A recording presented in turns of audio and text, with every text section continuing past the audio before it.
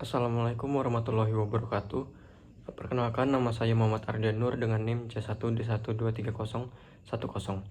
Sebelumnya, saya mengucapkan terima kasih yang sebesar-besarnya kepada Bapak Bambang Purnomo, SEMM, selaku dosen pengampu mata kuliah ini. Dan pada kesempatan kali ini, saya akan mempresentasikan tugas mata kuliah Strategic Management and Business Valuation yang berisi bisnis yang berhasil melakukan strategi diversifikasi usaha dalam menjalankan strategi perusahaannya. Langsung masuk ke materinya. Yang pertama ada PT Astra International. Di PT Astra International ini adalah salah satu perusahaan terbesar di Indonesia yang awalnya dikenal sebagai perusahaan otomotif. Itu terutama sebagai distributor kendaraan bermotor seperti Toyota dan Honda. Namun, seiring berjalannya waktu, Astra tidak hanya fokus pada otomotif saja. Mereka mulai melakukan diversifikasi usaha ke berbagai sektor, seperti agribisnis melalui PT Astra Agro Lestari yang bergerak di bidang perkebunan kelapa sawit. Selain itu, Astra juga masuk ke sektor jasa keuangan, seperti pembiayaan kendaraan lewat Fifth Group dan ACC, Astra Credit Companies. Tak hanya itu, Astra juga terlibat dalam bisnis logistik, infrastruktur, energi, dan teknologi informasi. Strategi diversifikasi ini membuat Astra mampu bertahan dari perubahan ekonomi, karena memiliki sumber pendapatan yang beragam dan saling mendukung. Yang kedua ada Samsung Group. Samsung adalah perusahaan asal Korea Selatan yang sekarang dikenal sebagai salah satu raksasa teknologi di dunia. Namun, sedikit orang tahu bahwa awalnya Samsung hanya sebuah perusahaan perdagangan kecil yang menjual ikan kering, sayur, dan mie. Seiring perkembangan zaman, Samsung mulai mengembangkan bisnis ke bidang tekstil, asuransi, konstruksi, dan akhirnya masuk ke industri elektronik. Saat ini, Samsung sangat terkenal lewat produk elektroniknya, seperti smartphone, TV, hingga semikonduktor. Tak hanya itu, Samsung juga aktif di sektor konstruksi dan perkapalan. Diversifikasi usaha yang dilakukan Samsung secara konsisten membuat perusahaan ini tidak hanya bertahan, tetapi juga bisa berkembang menjadi salah satu pemimpin global di banyak industri. Yang ketiga ada PT Kalbe Farma. Kalbe Farma merupakan perusahaan farmasi terbesar di Indonesia yang awalnya fokus pada produksi dan distribusi obat-obatan. Namun Kalbe melihat peluang besar di sektor lain yang masih berhubungan dengan kesehatan. Mereka kemudian melakukan diversifikasi ke bidang produk konsumen kesehatan, seperti minuman energi, extra joss, dan minuman sehat hidrokoko.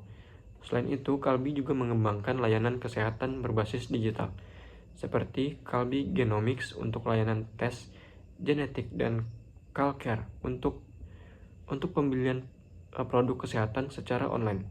Dengan langkah ini, Kalbe mampu menjangkau lebih banyak konsumen, tidak hanya dari sisi pengobatan tetapi juga dari sisi pencegahan dan gaya hidup sehat. Yang keempat ada Amazon.com. Amazon adalah perusahaan asal Amerika Serikat yang awalnya hanya menjual buku secara online.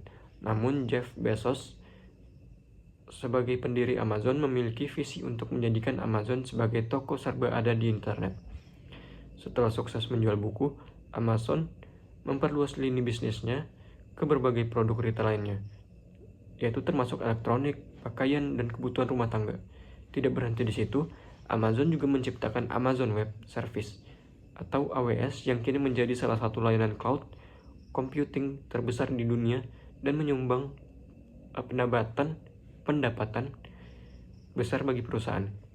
Amazon juga masuk ke bisnis hiburan digital lewat layanan streaming Amazon Prime Video dan memproduksi perangkat elektronik seperti Kindle dan Echo. Strategi diversifikasi ini membuat Amazon menjadi salah satu perusahaan teknologi paling berpengaruh di dunia saat ini. Dan yang terakhir ada Unilever. Unilever adalah perusahaan multinasional yang memproduksi berbagai macam barang kebutuhan sehari-hari.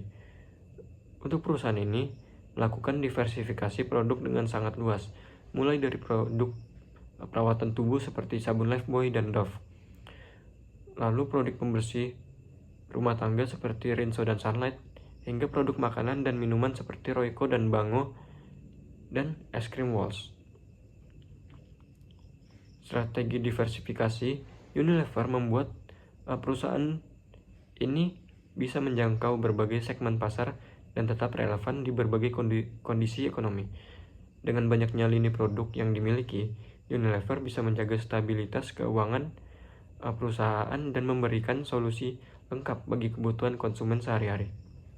Untuk kesimpulannya, strategi diversifikasi usaha merupakan langkah penting yang dilakukan perusahaan untuk mengembangkan bisnisnya ke berbagai sektor atau lini produk guna memperkuat daya saing dan keberlangsungan usaha. Seperti yang ada 5 contoh yang dijelaskan tadi, dapat disimpulkan bahwa diversifikasi memberikan banyak manfaat, seperti memperluas pangsa pasar, mengurangi ketergantungan pada satu jenis usaha, serta meningkatkan ketahanan perusahaan terhadap perubahan pasar dan krisis ekonomi. Keberhasilan perusahaan-perusahaan tersebut menunjukkan bahwa strategi diversifikasi yang dijalankan secara tepat dan terencana dapat menciptakan pertumbuhan jangka panjang, inovasi produk yang berkelanjutan, serta stabilitas finansial yang lebih baik. Dengan demikian, diversifikasi tidak hanya menjadi cara untuk bertahan dalam persaingan, tetapi juga menjadi kunci utama dalam membangun perusahaan yang tangguh dan adaptif di era bisnis yang terus berubah. Demikianlah presentasi yang dapat saya sampaikan. Terima kasih atas perhatian dan waktunya. Wassalamualaikum warahmatullahi wabarakatuh.